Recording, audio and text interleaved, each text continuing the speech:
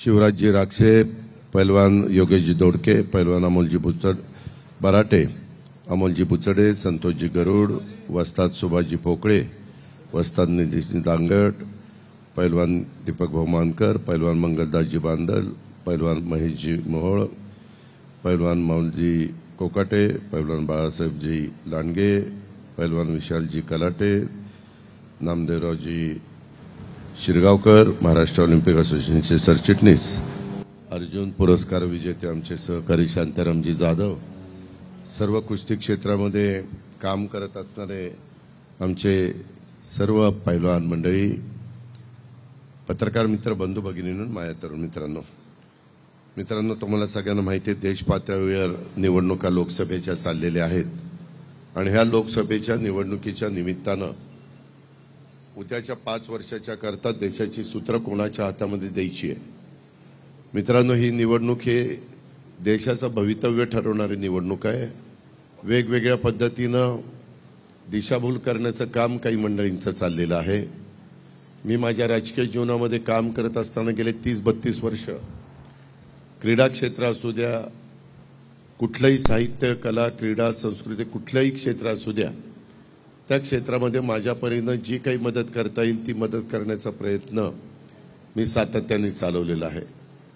त्यामध्ये प्रत्येक खेळाला आपल्याला कसं प्रोत्साहन देता येईल, प्रत्येक खेळाला आपल्याला कशी मदत करता येईल, त्याच्यामध्ये जे खेळामध्ये प्रावीण्य दाखवतात, मग ते कुस्तीचं क्षेत्र असेल, ते कबड्डीचं क्षेत्र असेल, ते खो खोचं क्षेत्र असेल, ते कुठलंही क्रीडा क्षेत्र असेल, त्यामध्ये अडचण येऊन द्यायची नाही। सुदैवाने माझ्याकडं अर्थ मंत्रालय असल्यामुळं त्याही गोष्टीचा फायदा हा आपल्याला या निमित्तानं होत असतो।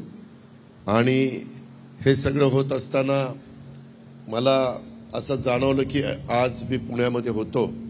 आज पुण्यात लग्नाची पण मोठी तीथ आहे। काही माझ्या सहकाऱ्यांच्या वेगवेगळ्या प्रकारच्या बैठका पण मी लावलेल्या आहेत आणि त्याच्यातून खरं तर तुमची 11 वाजता बैठक होती, मला उशीर झाला, त्याबद्दल सुरुवातीलाच पैलवान मंडळींच्याकडं मी दिलगिरी व्यक्त करतो। मी मधी दीपक मानकर, बाबा कंधारे, पंकज हरपुडे ह्या सगळ्यांना सांगितलं की मला ह्या सगळ्या मान्यवरांशी थोडंसं हितगुज करायची आहे, मला माझ्या परीनं ह्यांची मदत त्या ठिकाणी घ्यायची आहे। आज महायुतीच्या सरकारच्या माध्यमातून आम्ही काम करतोय। एकनाथ शिंदे असतील, देवेंद्रजी असतील, मी असेल, बाकीचे सगळे आमचे सहकारी असतील, 3 पक्ष आणि इतर मित्र पक्ष असं मिळून आम्ही पुढे चाललेलो आहे। आणि हे पुढे चालत असताना महाराष्ट्राचा सर्वांगीण विकास कसा होईल, महाराष्ट्र वेगवेगळ्या क्षेत्रामध्ये त्यांचा नावलौकिक कसा वाढेल, त्याच्यामध्ये नंबर 1च्या स्थानावर महाराष्ट्र कसा जाईल, हीच आमच्यासारख्यांची सगळ्यांची भावना असते। आणि ही भावना होत असताना पैलवान हा राजर्षी शाहू महाराजांनी ह्याला खरा राजाश्रय देण्याचं काम केलं आणि तेव्हापासून ह्या कुस्तीपटूंनी कुठं मागं वळून बघितलेलं नाहीये। ठीक आहे, आता मातीच्या बरोबर गादीवरच्या पण कुस्त्या आलेल्या आहेत, बाकीच्या पण गोष्टी चाललेल्या आहेत आणि ह्याच्यातून लोकांचाही प्रतिसाद मोठ्या प्रमाणावर आपल्याला वेगवेगळ्या महाराष्ट्र केसरी असेल, हिंद केसरी असेल किंवा अनेक प्रकारच्या ज्या काही स्पर्धा होत असतात त्या स्पर्धेच्या पातळीवर आपल्याला सगळ्यांना बघायला मिळतात। कुस्तीच्या बद्दल खरं तर काही मधल्या काळामध्ये संघटनेमध्ये मतभेद झाले, देश पातळीवर झाले, त्याचे परिणाम वेगवेगळ्या राज्याला भोगावे लागले, राज्य पातळीवर झाले, त्याचे परिणाम काही जिल्ह्यांना भोगावे लागले, जिल्हा पातळीवर झाले, त्याचा फटका माझ्या तालुका लेवलला पण त्या ठिकाणी बसलाय।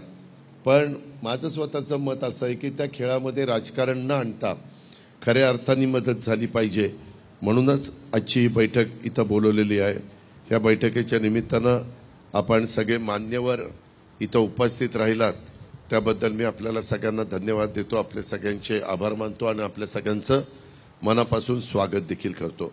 मित्रांनो, ज्यावेळेस माझ्यासारख्याला ह्या सगळ्या क्षेत्रामध्ये राजकीय क्षेत्रात कामाची संधी मिळाली त्यावेळेस आपल्या इथं गुजरात येथे झालेल्या 36व्या राष्ट्रीय क्रीडा स्पर्धेमध्ये संपूर्ण राज्यात आपलं महाराष्ट्र राज्य हे पहिल्या क्रमांकावर आलेलं आहे।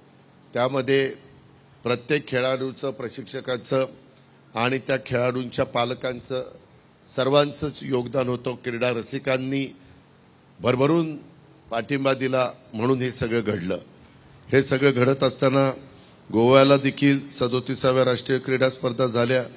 तिथं देखील महाराष्ट्राने ऐतिहासिक यश हे 1994 नंतर तब्बल 30 वर्षांनी मिळवलं।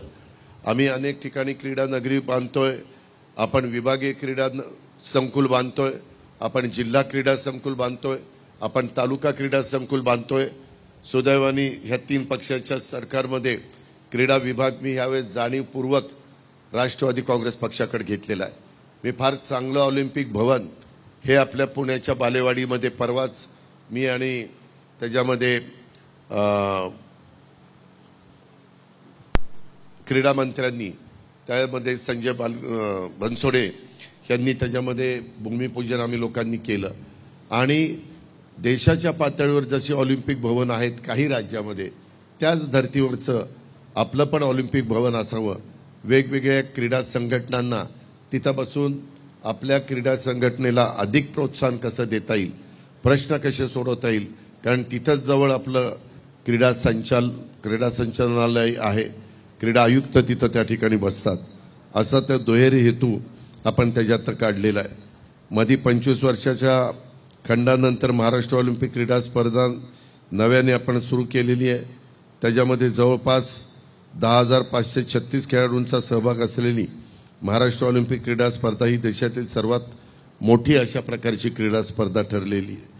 राष्ट्रीय क्रीडा स्पर्धेमध्ये देखील आंतरराष्ट्रीय तसेच आशियाई क्रीडा स्पर्धेत पदक विजेत्यांना देण्यात येणाऱ्या पारितोषिकामध्ये भरघोस अशा प्रकारची वाढ करायला आम्ही मुख्यमंत्री उपमुख्यमंत्री सगळेजण यशस्वी झालोय।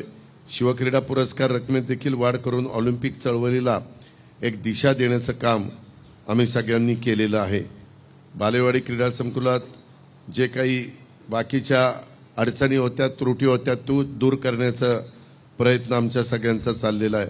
आणि देशाचे पहिले वैयक्तिक ऑलिम्पिक पदक विजेते महाराष्ट्राचे सुपुत्र खाशाबा जाधव यांचा जन्मदिन देखील क्रीडा दिन म्हणून आपण जाहीर केलेला आहे, तो 15 जानेवारी। आणि महाराष्ट्र हे देशातील अशा प्रकारचा राज्याचा क्रीडा दिन साजरा करणारं पहिलं राज्य ठरलेलं आहे। आणि खेळाडूंच्या हिताचे देखील अनेक महत्त्वाचे निर्णय आपण त्या बाबतीमध्ये घेतलेले आहेत। मला DPDCमध्ये नियोजन खातं माझ्याकडे असल्यामुळं मी त्याच्यात खूप मोठ्या प्रमाणावर DPDC वाढवलेला आहे। पाठीमागं मी आपल्याला सांगितलं तर तुम्हाला आश्चर्य वाटेल, 25 वर्षापूर्वी ह्या पुणे जिल्ह्याचा जिल्हा वार्षिक योजना आराखडा हा अवघा 50 कोटी रुपयाचा असायचा। आता यंदाचा नवीन आराखडा 1250 कोटीपर्यंत आपण त्या ठिकाणी नेलेला आहे। आणि त्याच्यातून कुठं कुठं कबड्डीला असेल, खो खोला असेल, कुस्तीला असेल, मॅट पाहिजे असतील, आणखीन काही त्याच्यामध्ये मदत पाहिजे असेल, ते पण करण्याचा आपला प्रयत्न आहे। मी मध्ये ज्यावेळेस कोल्हापूर ही खऱ्या अर्थाने कुस्तीगिरांची नगरी म्हणून ओळखली जाते, त्याला खऱ्या अर्थाने एक प्रोत्साहन देण्याचं काम तिथं होतं। मोतीबाग तालीम असेल, गंगावेस तालीम असेल, अशा अनेक नावाजलेल्या तालीम तिथं आहेत। अनेक नावाजलेले पैलवान त्या तालमीने आपल्याला दिलेले आहेत। तिथं वस्ताद देखील चांगले आहेत। आणि म्हणून तिथं पण मी स्वतः डोळ्यांनी त्या दिवशी सकाळी बघितलं, इतक्या वेगवेगळ्या प्रकारे अडचणी माझ्या छोट्या छोट्या पैलवान लोकांना येतात। ते कसे तिथं राहतात, कसे झोपतात, कसं तिथं जेवण करतात, कसं तिथं त्या ठिकाणी प्रॅक्टिस करतात, हे सगळं बघितल्यानंतर आपल्या राज्य सरकारचा एकंदरीत काम ह्या वेगवेगळ्या क्षेत्राला प्रोत्साहन देण्याचं आहे। म्हणून मी प्रायोगिक तत्त्वावर पहिल्यांदा गंगावेस तालमीचं काम हातामध्ये घेतलेलं आहे। आणि ते खूप चांगलं करण्याचा माझा आणि माझ्या सगळ्या सहकाऱ्यांचा क्रीडा विभागाचा प्रयत्न आहे। आपण टप्प्याटप्प्याने आपल्याही पुणे जिल्ह्यातल्या ज्या तालीम आहेत त्याही नावाजलेल्या तालीम आहेत, इथंही चांगले वस्ताद आहेत, इथंही चांगले पैलवान हे तयार करण्याचं काम होतं आहे। आणि माझी तुम्हाला विनंती आहे की हे सगळं करत असताना मित्रांनो, आम्ही काही साधू संत नाही आहे, आम्ही राजकीय क्षेत्रातले काम करणारे कार्यकर्ते आहेत। आम्ही काय हे सगळं करू शकतो तर तुमचा पाठिंबा असतो, जनतेचा पाठिंबा असतो, पाठबळ असतं, मतदारांचं मनापासून सहकार्य असतं, म्हणून आम्ही करू शकतो। माझी पैलवान मंडळींना विनंती आहे, ह्यावेळेस तुमचंही प्रतिनिधित्व करण्याच्या करता पुणे शहर ही अतिशय ॲटो नगरी म्हणून ओळखली जाते, ॲटो हब म्हणून ओळखला जातो, IT हब म्हणून ओळखला जातो, विद्यानगरी आपली विद्येचं माहेरघर म्हणून ओळखलं जातं, सांस्कृतिक राजधानी म्हणून ओळखली जाते. ह्या सगळ्याचं सार जर आपण पाहिला तर इथं वेगवेगळ्या क्षेत्रातल्या मान्यवरांना प्रतिनिधित्व करण्याची संधी पार्लमेंटमध्ये आपण दिलेली आहे.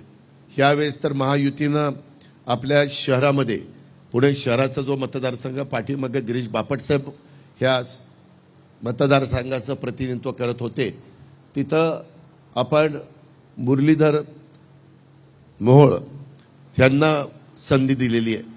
मला मुरली मोहोळ भेटून गेले, मला मुख्यमंत्र्यांना उपमुख्यमंत्र्यांना त्यांनी त्यांचं काम सुरू केलेलं आहे. त्यांनी पण आवाहन केलं की बाबा पैलवान मंडळींनी सगळ्यांनी ह्या निमित्तानं साथ द्यावी, ह्या निमित्तानं पाठिंबा द्यावा, ह्या निमित्तानं सहकार्य करावं. आज तुमच्यातलाच एक सहकारी पार्लमेंटमध्ये निघालेला आहे आणि तुम्ही पुणे शहराची एकंदरीत राजकीय परिस्थिती बघता 100% जवळपास पुणे शहरामध्ये महायुतीचे खालचे साहीच्या साही आमदार काम करतात. साही आमदार महायुतीची आहे.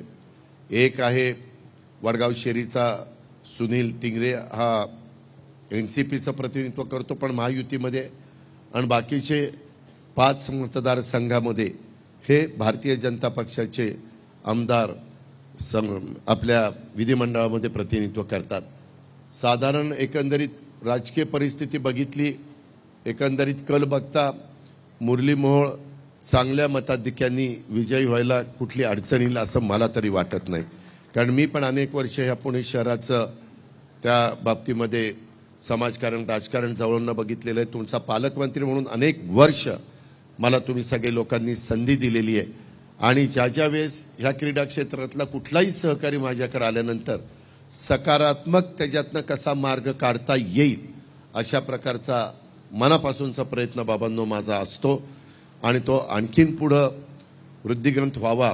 आणखीन पुढं आपल्याला ज्या काही गोष्टी करणं गरजेचं आहे ते तुम्ही माझ्या लक्षात आणून दिल्यानंतर त्याच्यात पण जातीनं मी आणि माझे सगळे सहकारी, आपले राज्याचे मुख्यमंत्री उपमुख्यमंत्री, आम्ही सगळेजण लक्ष घातल्याशिवाय गप्पा बसणार नाही हा विश्वास देखील मी माझ्या सहकारी मित्रांना, सगळ्या पैलवान मंडळींना ह्या निमित्तानं देऊ इच्छितो. माझी आपल्याला इतर वेगवेगळ्या प्रकारच्या अडचणी आहेत, परंतु माझी आपल्याला सगळ्यांना विनंती आहे की जसं कोल्हापूरचा तालमीसाठी विकास आराखडा, जी तालीम संस्थांची ऐतिहासिक गौरवशाली अशा प्रकारची परंपरा आहे, या परंपरेचंच कुस्ती खेळाचं तालीम संस्थांचं जतन आणि संवर्धन करण्याची जबाबदारी आपल्या सर्वांची आहे आणि त्या शासनाने पण कुठं मागं राहू नये. भावी पिढी सक्षम निर्व्यसनी व्हावी, पारंपरिक खेळाचं युद्ध कलेचं संरक्षण व्हावं, याच उद्देशाने आम्ही कोल्हापुरात अगदी गल्लीबोळात देखील अनेक संस्था ज्या काम करतात किंवा राज्याच्या इतर भागामध्ये काम करतात, अशा पद्धतीनं त्यांना सर्वतोपरी सहकार्य हे आम्ही त्या बाबतीमध्ये करतोय आणि त्याच्यातूनच आपल्याला अधिकाधिक सुधारणा करायच्या आणि त्या करण्याच्या करता आम्ही मनापासून त्या ठिकाणी प्रयत्न करू. माझी तुम्हाला एक विनंती आहे, आता हे सगळं काम करत असताना तुमचाही पाठपुरावा हा राहिला पाहिजे, कारण आम्हाला सकाळपासून रात्रीपर्यंत इतके वेगवेगळ्या क्षेत्रातले मान्यवर भेटत असतात, त्याच्यामध्ये तुम्ही त्याचा पाठपुरावा करत तुमच्यातला ज्यांनी हे क्षेत्र गाजवलंय, मैदानं गाजवलीत, परंतु आज ते कुठल्या वेगळ्या क्षेत्रामध्ये समाजकारणात राजकारणात काम करत असतील तर त्यांनी पण त्याच्यामध्ये जर लक्ष दिलं आणि सांगितलं की अजित पवार हे इथपर्यंत आलेले परंतु पुढं ज्या गतीनं जायला पाहिजे तिथं जात नाही, मी लगेचच संमती त्यांना सांगीन. आणि आपल्या इथं राजेश देशमुख पूर्वी कलेक्टर होते, चांगलं काम केलं त्यांनी 4 वर्ष, तेच आता क्रीडा आयुक्त झालेले आहेत आणि त्यांना ज्या क्षेत्रातली जबाबदारी आपण त्यांच्यावर देतो ती जबाबदारी अतिशय चांगल्या पद्धतीनं ते पार पाडतात, अशा प्रकारचा माझा प्रशासनातला त्यांचा अनुभव आहे. आणि म्हणून त्याही अधिकाऱ्याची मदत आपण आपल्या ह्या क्षेत्राला, सगळ्याच क्रीडा क्षेत्राला, त्याच्यामध्ये कुस्ती क्षेत्र पण महत्त्वाचं आहे, ह्याला त्या ठिकाणी करून देण्याचा प्रयत्न करू. त्याच्यामध्ये कुस्ती स्पर्धेचं वेगळेपण हे आहे की निकालात कुणीही जिंकलं तरी दोन्ही पैलवान तोडीचे असतात हे आपल्याला सगळ्यांना माहिती आहे।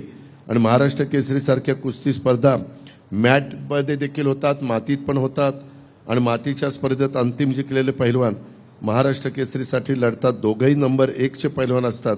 दोघांची मेहनत, दोघांची क्षमता नंबर 1चीच त्या ठिकाणी असतो।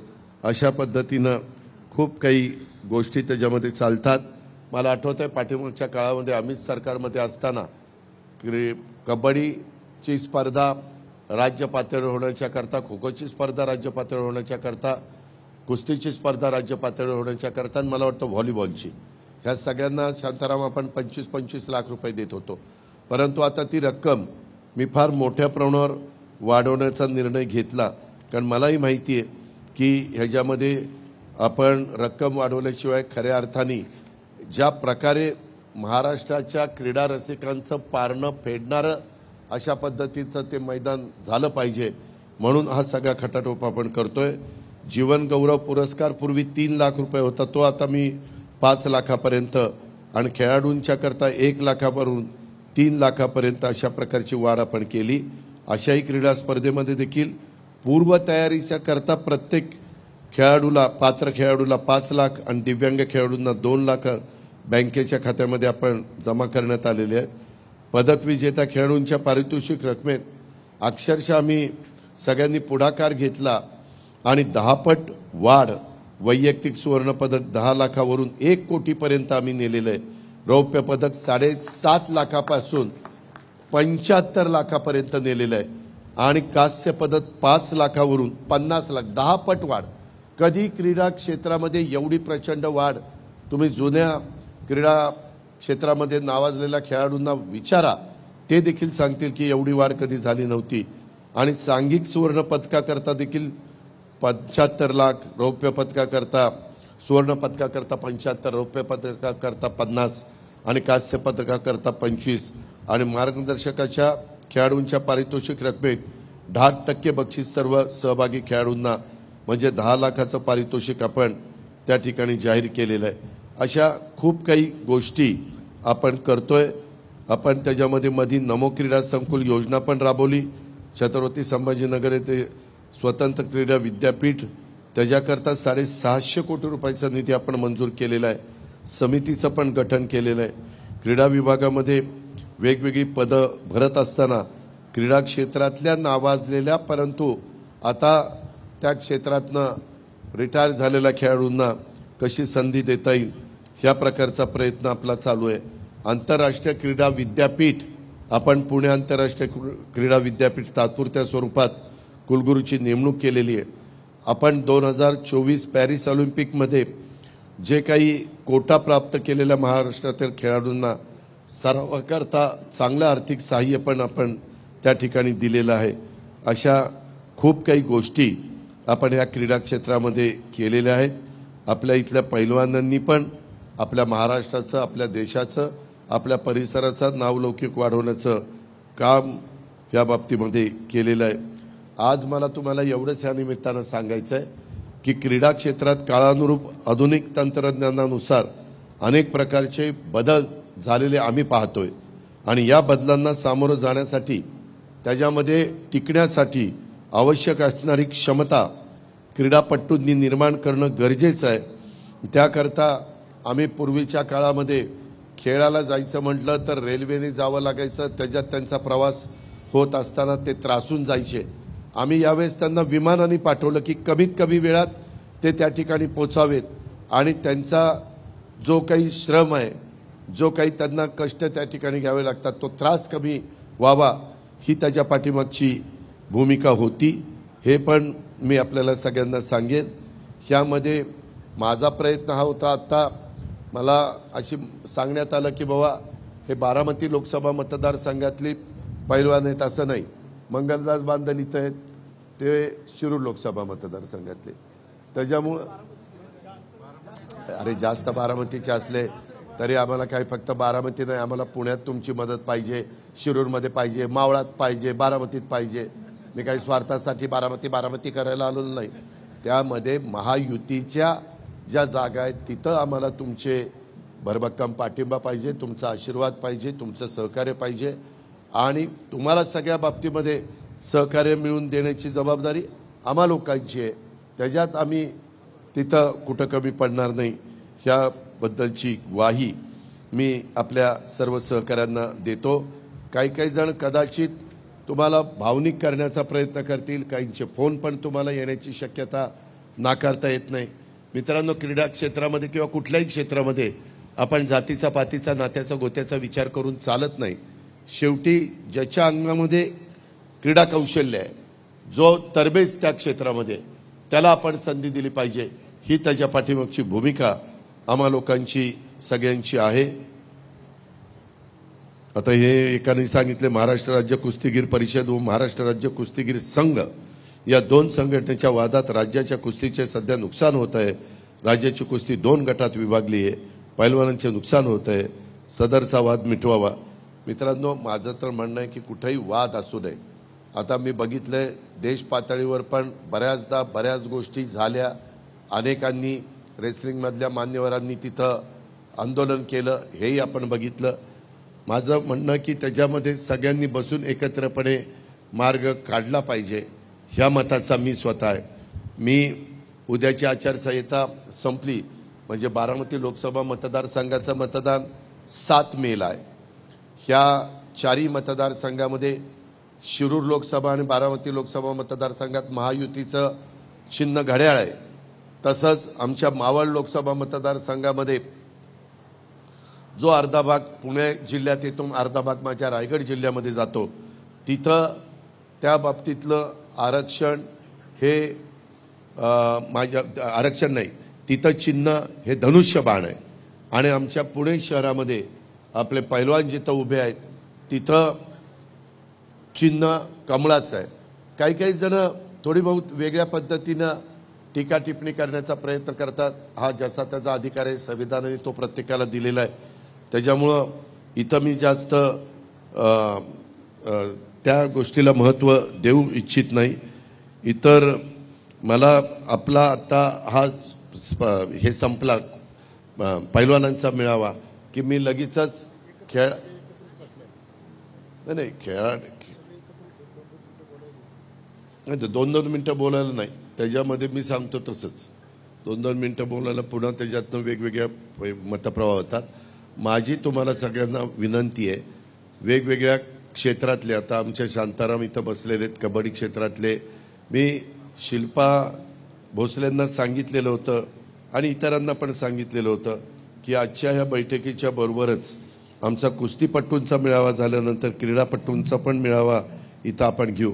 पण मला आजची माहिती चिठ्ठी रूपाने आली की याच्यामध्ये आमच्या कुस्ती क्षेत्रातले पण मान्यवर आहेत, तसंच क्रीडा क्षेत्रातले पण मान्यवर आहेत। तुम्हाला सगळ्यांना क्रीडा क्षेत्रातल्यांना माहिती आहे, आता इथं शिरगावकर आहे, नामदेव आणि बाकीचे सगळे आहेत, त्याच्या संदर्भामध्ये अनेकदा आपण बैठका घेतल्या, अनेकदा कधी आम्हाला काही अडचणीला सामोरं जावं लागलं। आता तुम्हाला सांगायचंच तर मी ते सांगून टाकतो, ऑलिम्पिक भवन नामदेव कुठे, नामदेव आपण कधी सुरू केलं होतं ऑलिम्पिक भवन? 10 का 12 वर्ष झाली, 12 वर्ष 14 वर्ष वनवास त्या ठिकाणी होतो।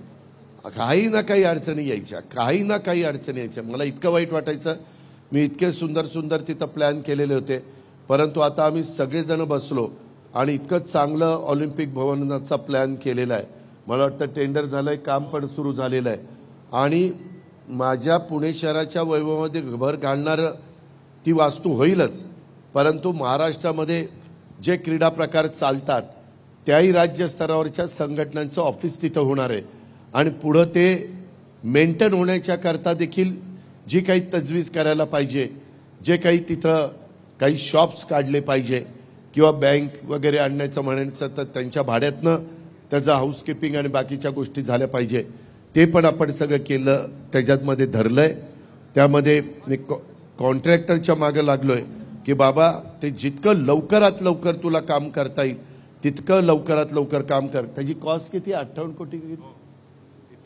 आता पहिलं होतं 58 कोटीचं, आता नवीन 82 कोटीचं शांताराम झालं, 82 कोटीचं। तुम्ही विचार करा 82 कोटीची वास्तू म्हणजे कशा पद्धतीची वास्तू त्या ठिकाणी असेल. रिसर्च सेंटर आणि ऑलिम्पिक म्युझियम पण करतो. तिथं ऑलिम्पिक म्युझियम पण आपण करतोय, रिसर्च सेंटर पण आपण त्या ठिकाणी करतोय. साधारण तुम्ही क्रीडा क्षेत्रामध्ये काम करणारे सगळे माझे खेळाडू आहेत, त्या खेळाडूंना पण अभिमान वाटेल अशा फार गोष्टी बारकाईनं त्याच्यामध्ये समजून घेऊन. सुनील पाटील म्हणून आर्किटेक्ट आहे, ज्यांनी कलेक्टर ऑफिस बांधलं, ज्यांनी आपलं सर्किट हाऊस बांधलंय, तर चांगला आर्किटेक्ट आहे. त्यांना ते जर आपण आर्किटेक्टचं काम दिलेलं होतं आणि त्यांनी ते काम अतिशय उत्तम पद्धतीनं पूर्णत्वाला नेलेलं आहे. अशा प्रकारे तिथं पण आपलं सगळ्यांचं लक्ष आहे. आज देशाच्या पंतप्रधानांनी पण क्रीडा क्षेत्रामध्ये खूप बारकाईनं लक्ष दिलेलं आहे. ते स्वतः प्रोत्साहन देतात, ते स्वतः त्याच्यामध्ये लक्ष घालतात. देश पातळीवर सगळीकडं वेगवेगळ्या प्रकारचे क्रीडा स्पर्धा झाल्या पाहिजेत आणि राज्याच्या पातळीवर झाल्या पाहिजेत, खालच्या जिल्ह्याच्या पातळीवर झाल्या पाहिजेत. अशा पद्धतीनं तालुका पातळीपासून वर त्या ठिकाणी गेल्या पाहिजेत. आणि आपली 140 कोटी लोकसंख्या आहे. जगामध्ये ज्यावेळेस ऑलिम्पिक सुरू होतं त्यावेळेस आपल्या लोकसंख्येच्या मानाने आपल्याला पारितोषिकं मिळत नाही. त्याच्यामध्ये इन्फ्रास्ट्रक्चर बाबतीमध्ये आपण थोडंसं कमी पडत होतो. आज आम्ही बऱ्याच त्याच्यात सुधारणा केलेल्या आहे.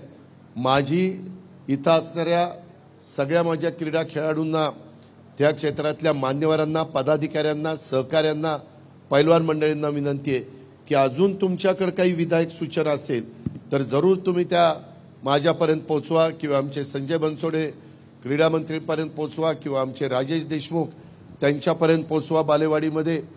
त्यामध्ये आम्ही सगळेजण जातीनं लक्ष घालू. कारण उद्याच्या 10 जूनला मला राहिलेल्या 8 महिन्याचा अर्थसंकल्प सादर करायचा आहे. मागं मी निवडणुकीच्या आचारसंहिता लागायच्या आधी साधारण एप्रिल, मे, जून असा 3-4 महिन्याचा केलेला आहे.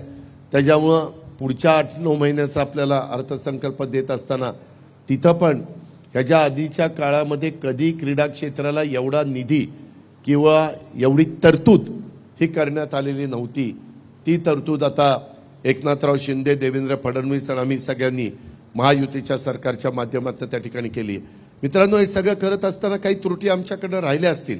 मी असा दावा करत नाही की सगळं अगदी आलबेल चाललेलं असेल.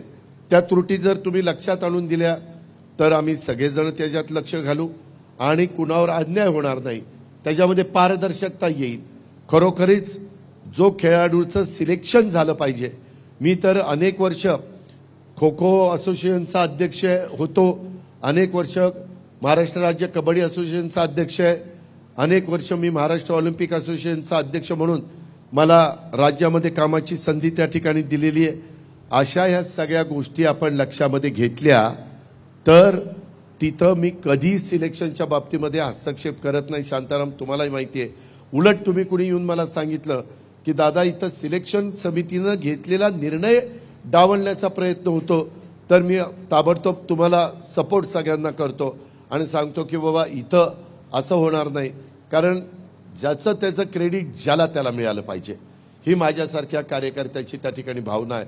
आणि मधल्या काळामध्ये काय झालं, आम्ही सगळ्यांनी विलासराव देशमुख मुख्यमंत्री असताना विलासरावांना म्हणलं की आपल्याला दरवर्षी काही लाख अधिकारी आणि कर्मचारी आपल्या राज्य सरकारमध्ये रिटायर झाल्यानंतर घ्यावे लागतात. मग ते घेत असताना क्रीडा रसिकांना, क्रीडा क्षेत्रामध्ये काम करणाऱ्या ज्यांनी मैदानं गाजवली त्यांना 5% आरक्षण ठेवलं पाहिजे. आम्ही ठेवलं. त्याच्यात काही लोकांचा चांगला फायदा झाला, पण दुर्दैवाने काहींनी न कधी त्या क्रीडांगणावर जाताना बोगस सर्टिफिकेट आणली आणि त्यांनी त्याच्यामध्ये नोकऱ्या मिळवल्या. आम्ही नंतर त्याच्या खोलात गेलो. आता त्याच्यामध्ये चीफ सेक्रेटरीच्या अध्यक्षतेखाली कमिटी केलेली आहे आणि त्यांना सांगितलेलं आहे की ज्यांनी खऱ्या अर्थाने ऑलिम्पिक असेल, एशियाईक असेल, अशा प्रकारचे जे काही मैदानं गाजवलेली आहे देश पातळीवर किंवा आंतरराष्ट्रीय पातळीवर, स्वर्ण पदक, रौप्य पदक, ब्रॉन्झ पदक, ह्या सगळ्याच्या बाबतीत आपण त्यांना अधिकची संधी देऊ अशा प्रकारे आम्ही ठरवलेलं आहे. तुमच्याही क्षेत्रामधल्या काही मान्यवरांना आत्ताच परवा माझ्या माहितीप्रमाणे राज्याच्या मुख्यमंत्र्यांनी ह्या सगळ्या स्पर्धा होत असताना माझ्या माहितीप्रमाणे ह्याच्यामध्ये आपल्या राक्षेला कोणाला दिलं ना, शिवराजला पुणे महानगरपालिकेमध्ये दिलं का, तर आम्हाला राज्य सरकारमध्ये अजून ती आमची नियमावली ठरलेली नाहीये, त्याच्यामुळं ते राहिलं. त्याच्यात उत्कर्ष असेल, काळे किंवा इतर पण बरेचसे पैलवान आहेत, मी सगळ्यांची नावं घेत नाही, त्यांनी पण मैदानं गाजवलेली आहेत. तिथं महानगरपालिकेमध्ये तरी किंवा राज्य सरकारमध्ये तरी आमची एक विनंती आहे, मी सगळ्या क्रीडा क्षेत्रातल्या मान्यवरांना सांगेन की तुम्ही क्रीडा मैदानं गाजवली त्या क्षेत्रामध्ये आपापल्या, तर नोकरी देत असताना आम्हाला प्राधान्य द्यायचे तुम्हाला क्रीडा क्षेत्राला बळकटी करण्याच्या करता. तिथं जे काही लूपहोल्स असतील ते त्याच्यातनं भरून काढण्याच्या करता. परंतु बऱ्याचदा ज्यांनी मैदानं गाजवली ॲथलेटिक्समध्ये असतील किंवा कुठल्याही क्षेत्रामध्ये क्रीडा क्षेत्रामध्ये असतील, ते आम्हाला एक्साईजचीच नोकरी द्या, ते आम्हाला सेल टॅक्समध्येच GST मध्येच घाला असं म्हणतात. ते आम्हाला जरा वेदना देतं की बाबा ह्यांनी क्रीडांगणं गाजवलीत, ह्यांनी क्रीडा क्षेत्राला मदत केली पाहिजे किंवा तिथं ऑफिसर म्हणून काम केलं पाहिजे. क्लास 1 असेल, क्लास 2 असेल, जसं त्याचं क्वालिफिकेशन असेल त्या पद्धतीनं, असा आमचा सगळ्यांचा मानस आहे. पण त्याच्यात आणखीन काही तुमच्या सूचना असतील तर जरूर तुम्ही मला द्या. उद्याची आचारसंहिता संपल्यानंतर मी चीफ सेक्रेटरीची जी समिती आहे त्यांच्या पुढे देखील तुमच्या ज्या काही सूचना असतील त्या त्यांच्या पुढे ठेवीन. कारण एकदा मग पॉलिसी ठरल्यानंतर सारखी पॉलिसी बदलण्याचं कारण नाही, अशा प्रकारचा पण भूमिका आपण त्याच्यामध्ये स्वीकारू अशी माझी तुम्हाला सगळ्यांना आग्रहाची, नम्रतेची, कळकळीची विनंती राहणार आहे. आज खरं तर मी वेळ बराच झालेला असल्यामुळे डायरेक्ट मी स्वतः माईक हातामध्ये घेतला, तेव्हा कदाचित तुम्हाला वेगवेगळ्या पद्धतीनं काही सूचना करायच्या असतील त्या कृपया नामदेवराव शिरगावकर इथं आहेत किंवा त्यांना माहिती आहे काही इतर सहकारी पण आहेत, त्यांच्याकडे तुम्ही जर दिल्या तर त्याच्यातनं जरूर आम्ही लक्ष घालू अशा प्रकारची खात्री आणि विश्वास मी आपल्या सर्व सहकारी मित्रांच्या समोर ह्या निमित्तानं व्यक्त करतो. आणि साधारण क्रीडा क्षेत्रामध्ये हे सरकार आणि त्या सरकारमधले मुख्यमंत्री, उपमुख्यमंत्री आणि क्रीडा मंत्री आणि त्यांचे सगळे सहकारी काय काम करतायत हे ह्याचा थोडासा आढावा हा तुमच्यासमोर ठेवण्याचा प्रयत्न हा मी केलेला आहे. तुमच्या सगळ्यांना उद्याच्या काळामध्ये आमची विनंती आहे, लोकशाहीमध्ये प्रत्येकाने कुणाचं काम करावं हा ज्याचा त्याचा अधिकार आहे. ते घटनेचे शिल्पकार डॉक्टर बाबासाहेब आंबेडकरांनी दिलेलं आहे. त्याच्यावर मी बळजबरी तुम्हाला करणार नाही. आम्ही विनंती करू, आम्ही आवाहन करू की आज देश ज्या प्रकारे नरेंद्र मोदी साहेबांच्या नेतृत्वाखाली आगेकूच करतोय त्याच्या संदर्भामध्ये आज देशामध्ये ह्या एवढ्या मोठ्या जनतेला एक मजबूत नेतृत्व म्हणून आपण मोदी साहेबांच्याकडे बघतोय. दुसऱ्या कुठल्याही पक्षामध्ये तशा प्रकारचा नेता आज आपल्याला पाहायला मिळत नाही, ही वस्तुस्थिती आहे. परंतु कारण नसताना कधी कधी गैरसमज पसरवले जातात की बाबा हे सरकार NDAचं आलं पुन्हा तर संविधान बदलतील, तर घटना बदलतील, तर लोकशाही संपून टाकतील, ही शेवटचीच निवडणूक काही सांगतात. आता 2014ला आले, त्यांना पूर्ण बहुमत होतं, व्यवस्थितपणे त्यांनी सरकार चालवलं. 2019ला आले, व्यवस्थितपणे सरकार चालवलं, अनेक महत्त्वाच्या गोष्टी केल्या. देशाच्या सर्वांगीण विकासाच्या करता पोर्ट असतील, एअरपोर्ट असतील, त्याच्यामध्ये बंदरं, पोर्ट म्हणजे बंदरं किंवा आमचे नॅशनल हायवे असतील, वंदे भारत ट्रेन असतील, मेट्रो ट्रेन असतील, त्याच्या संदर्भातली रेल्वे लाईन असेल, इतर रेल्वे लांब पल्ल्याच्या सुरू करण्याचं काम असेल, अशा खूप काही गोष्टी ह्या देशाच्या भल्याकरता करण्याचा, कोस्टल रोड असतील, वेगवेगळ्या प्रकारचे टनेल असतील, वेगवेगळ्या प्रकारचे ब्रिजेस असतील. तुम्ही बघा मागच्या काळामध्ये रस्ते कसे होते आणि आताच्या काळामध्ये कसे आहेत. अर्थात आपल्या पुण्यामध्ये बोलायचं झालं तर वाहतुकीची कोंडी होते, परंतु ती सोडवण्याच्या करता मी आणि आमचे सगळे मुख्यमंत्री, उपमुख्यमंत्री सगळेजण त्याच्यामध्ये लक्ष देऊन आहोत. आणि एकदा आपला रिंग रोड झाल्यानंतर आणि दुसराही रिंग रोड नंतर दुसऱ्या टप्प्यात झाल्यानंतर ह्याला बराचसा वाहतुकीच्या कोंडीला आळा बसेल. आणि दुसरं आपली जे हिंजवडीतून शिवाजीनगर ही ट्रेन सुरू झाली मेट्रो, आणि माझ्या माहितीप्रमाणे निगडी टू कात्रज, आता आम्ही चांदणी चौक ते तिकडं वाघोली अशाही करतोय, हडपसर असाही करतोय. ह्या सगळ्या झाल्यानंतर आपले बरेच पुणेकर ट्रेननी प्रवास करायला लागतील. आणि पब्लिक सर्व्हिस ट्रान्सपोर्ट ज्यावेळेस आपण चांगलं देऊ शकतो त्यावेळेस खाजगी वाहनं ही रोडवर कमी येतात आणि वाहतुकीची कोंडी होत नाही. त्याही पद्धतीचं नियोजन, पर्यावरणाचा ऱ्हास होणार नाही, एकंदरीतच शहर स्वच्छ, देखणी चांगली, नदी सुधार कार्यक्रम, अशा या सगळ्या गोष्टीला स्मार्ट सिटीच्या निमित्तानं देशाचा करोडो रुपयाचा निधी वेगवेगळ्या शहरांना देण्याचं काम, अशा खूप काही गोष्टी ह्या केंद्र सरकारच्या माध्यमातून देश पातळीवर झालेल्या आहेत. आणि म्हणून पुन्हा एकदा त्यांना ह्या देशाचं तिसऱ्यांदा पंतप्रधान करण्याची मनीषा आमच्यासारख्यांची आहे, भाजपची आहे, शिवसेनेची आहे, राष्ट्रवादी काँग्रेस पक्षाची आहे, आठवले साहेबांची आहे, महादेव जानकरांची आहे, आपल्या राजू तुमचे सदाशिव खोत यांची त्या ठिकाणी आहे. त्याच्यामध्ये आमचे महादेव जानकर घेतलं, त्याच्या कवाडे साहेब त्यांची आहे, अशा अनेक मान्यवरांची नावं त्याच्यामध्ये घेता येतील. शेवटी एवढ्या मोठ्या देशाचा कारभार करायचं म्हटलं तर जातीय सलोखा ठेवून, सर्वांना बरोबर घेऊन पुढं गेल्याशिवाय हे चालू शकत नाही, असा आमचा सगळ्यांचा मानस आहे. आणि म्हणून आज दुपारची वेळ असताना पण आम्ही तुम्हाला आव्हान केलं, मग क्रीडा क्षेत्रातल्या वेगवेगळ्या मान्यवरांना पण केलं आणि आमच्या पैलवान मंडळींना पण केलं. त्याच्यामुळं तुम्ही सगळेच जण मोठ्या संख्येने आला, त्या गोष्टीचं समाधान मला आहे. आज तुकाराम बीज आहे, त्याहीबद्दल तुकाराम बीजच्या आपल्याला सगळ्यांना शुभेच्छा देतो. उद्या तिथीप्रमाणे युगपुरुष छत्रपती शिवाजी महाराजांची जयंती आहे. आम्ही सगळ्यांनी, सरकारनी शिवाजी महाराजांच्या राज्याभिषेकाला 350 वर्ष झाली म्हणून पूर्ण राज्यभर कार्यक्रम हे त्या ठिकाणी चाललेले आहेत. शिवसृष्टीच्या निमित्तानं पुढच्या पिढीला पण महाराजांनी उभे केले किल्ले संवर्धनाच्या निमित्तानं तेही काम आम्ही मोठ्या प्रमाणावर हातामध्ये घेतलेलं आहे. अनेक महापुरुष आपल्याकडे होऊन गेले, त्यांचं स्मारक ते पण आपण चांगल्या पद्धतीनं, मग छत्रपती संभाजी महाराज असेल तुळापूर वढूचं त्यांचं स्मारक, किंवा त्याच्यामध्ये लहुजी साळवे क्रांतीवीर त्यांचं स्मारक असेल, किंवा सईबाईंचं स्मारक असेल, अनेक मान्यवरांची स्मारकं, किंवा क्रांतीज्योती सावित्रीबाई फुले आणि महात्मा ज्योतिराव फुले यांचं स्मारक असेल, अशा अनेक मान्यवरांची, अण्णाभाऊ साठेंचं स्मारक असेल, जगातलं फार मोठं स्मारक आपले घटनेचे शिल्पकार डॉक्टर बाबासाहेब आंबेडकर, ते मुंबईतलं काम त्या ठिकाणी सुरू आहे.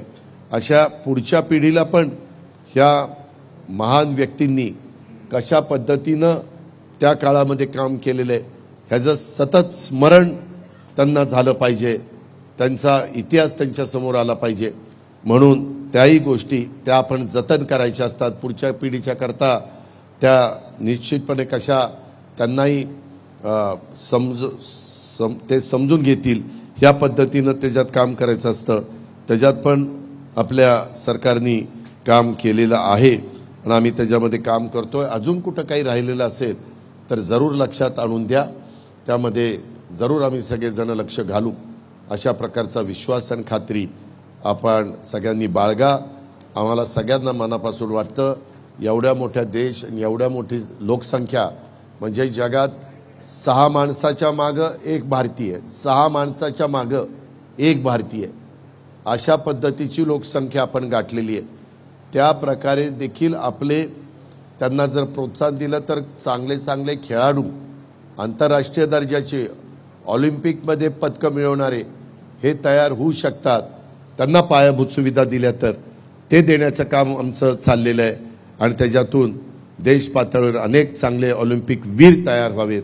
माझ्या महाराष्ट्रातनं अनेक ऑलिम्पिक वीर तयार व्हावेत आणि त्याच्यातून तुमच्या माझ्या देशाची शान आणि मान वाढावी, तुमच्या आणि माझ्या देशाची, राज्याची शान आणि मान वाढावी, हीच माझ्यासारख्या कार्यकर्त्याची भावना आहे.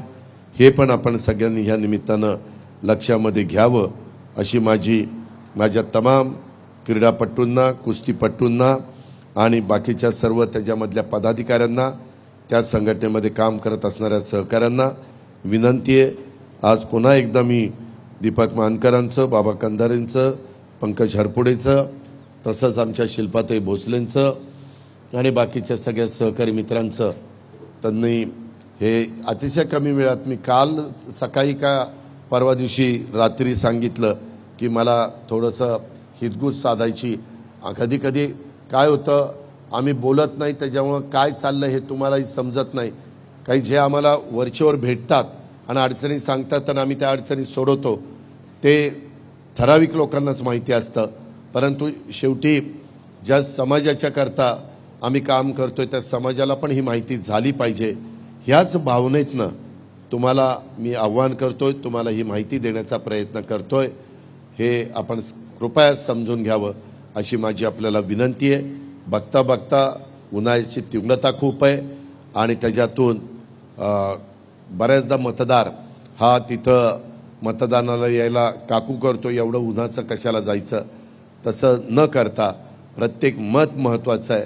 आणि त्याच्यामुळं तुमचं अमूल्य बहुमूल्य अशा प्रकारचं मत तुमचं, तुमच्या कुटुंबियांचं, तुमच्या मित्रपरिवारांचं, तुमच्या सहकाऱ्यांचं हे महायुतीच्या घड्याळ, धनुष्यबाण आणि कमळ ह्या जे काही मशीन आहे EVM, त्या मशीनमध्ये आपण जे ह्या तीनपैकी जी खूण असेल त्या खुणाच्या समोरचं बटन दाबायचं काम आपण सगळ्यांनी करावं.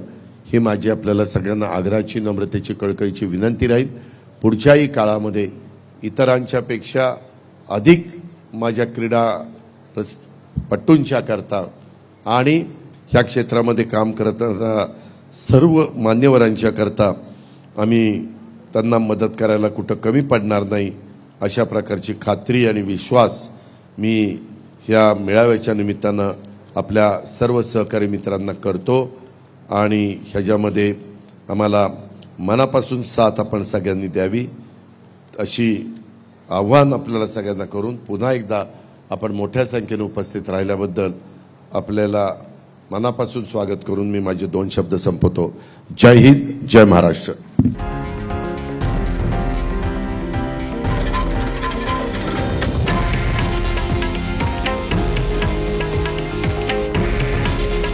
हे आहे देशातील नंबर 1 न्यूज नेटवर्क आणि आपण पाहत आहात TV9 मराठी.